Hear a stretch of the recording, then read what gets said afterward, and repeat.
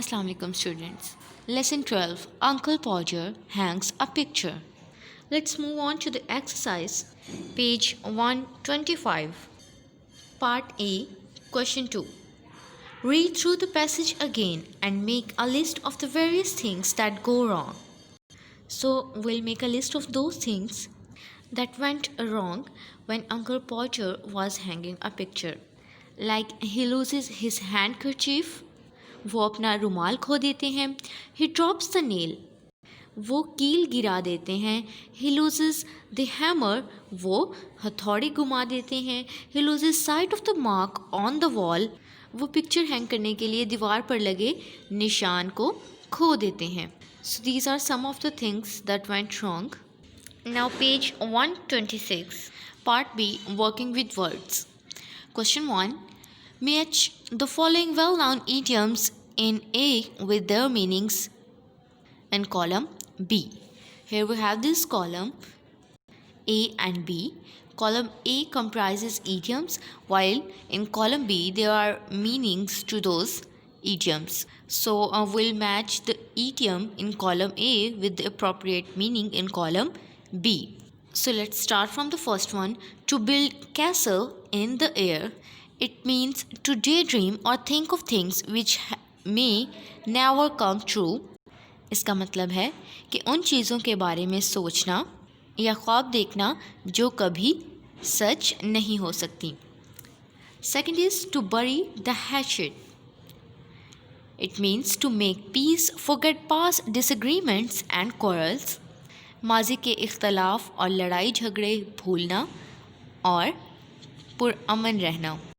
To cry over spilt milk, to do something, my mistake, to be unhappy about something that can no longer be put right. किसी ऐसी चीज़ के बारे में नाखुश होना जो मज़ीद ठीक नहीं की जा सकती. To do a thing by hook or by crook.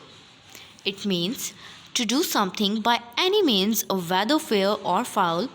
इसका मतलब है कि किसी भी तरह से कोई चीज़ करना या कोई काम करना, चाहे वो अच्छी तरीके से किया जाए या बुरे. To draw the line at, it means to refuse to do anything beyond a certain limit, कि एक मुकर्ररा हद से ज़्यादा कोई भी काम करने से इनकार करना. And the last one is to eat one's own words. It means to apologize or take back what one has said. कि एक शख्स ने जो कहा है उसके अल्फाज वापस लेना या उस पर माफ़ी मांगना. Question 2 is about similes, and the question is, these similes are all wrong. Can you rewrite them using the words given below so that they make good sense? Here all of these similes are totally wrong. We'll rewrite them and correct them using these words given in the box. So these would be like, as agile as a monkey, as bright as a peacock or lark, you can use one of them, as faithful as a dog, as slow as a snail, as timid as a mouse, and the last one is as clumsy as an elephant. Then there comes hyphens. This is the sign of hyphen. So the question number 3 is, look through the reading passage and find words with hyphens. So these are some of the words from the lesson where hyphen is marked: frame maker, dining room, spirit level, semicircle, 45. Here in all these words we can see that hyphen is used. Here in this box we have some useful information about the use of hyphens. Like hyphens are not used in established compound words. मुकम्मल जो compound words होते हैं उनके दरमियान हम hyphens use नहीं करते. For example, bookcase, headmaster, today, wallpaper. Hyphen is often used in a compound adjective when it comes before a noun. जब भी एक noun से किसी नाम से पहले हम adjective लगाते हैं और एक compound word बनाते हैं तो हम hyphen का यूज़ करते हैं. Like rain slashed windows, heavily creamed hair. These are the adjectives. A hyphen is usually required in compounds that use a negative prefix. किसी भी लफ्ज़ के शुरू में अगर हम एक नेगेटिव प्रीफिक्स का इस्तेमाल करते हैं तो वहाँ हाइफन की ज़रूरत होती है, like anti aircraft, non violent, vice chairman and x president. Then a hyphen is used in compound words where two vowels together may cause difficulties in pronunciation. ऐसे compound words जहाँ दो vowels एक साथ आ जाएं और उनकी pronunciation में difficulty हो तो हम वहाँ hyphen का इस्तेमाल करते हैं. For example, re-educate, re-entry. So here on page 127, question number 4 is use the following in sentences of your own.